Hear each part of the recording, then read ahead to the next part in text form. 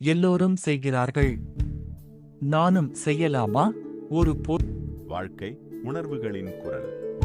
பொருளின் உண்மையான மதிப்பு தெரியாமல் அதை வாங்கியவர்கள் அதிகம் என்பதற்காக மட்டும் ஒருவர் தன் வாழ்க்கையில் பெரிய முடிவு எடுத்தால் என்ன நடக்கும்?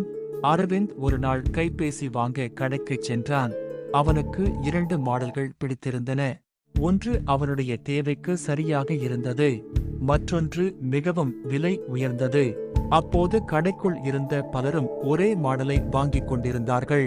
அரவிந்த் உடனே கேட்டான், இந்த போனை எல்லோரும் வாங்குகிறார்களே, இதுதான் சிறந்ததா?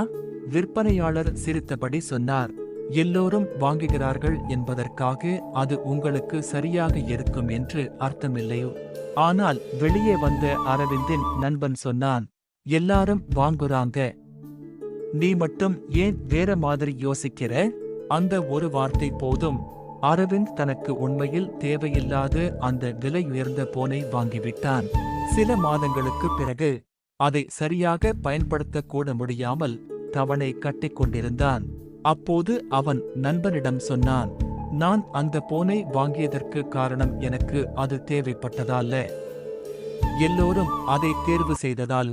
நண்பன் அமைதியாகச் சொன்னான், கூட்டத்தை பின்பற்றுவது எளிது, ஆனால் உனக்கான சரியான முடிவை எடுப்பதுதான் அறிவு.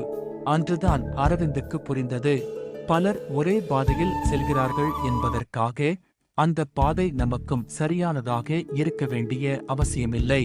செய்தி: பேண்ட்வேகன் எஃபெக்ட் என்பது மற்றவர்கள் அதிகமாக ஒரு கருத்தை, பொருளை அல்லது முடிவை தேர்வு செய்கிறார்கள் என்பதற்காக அது சரியானது என்று நினைத்து நாமும் அதையே பின்பற்றும் உளவியல் மனநிலை.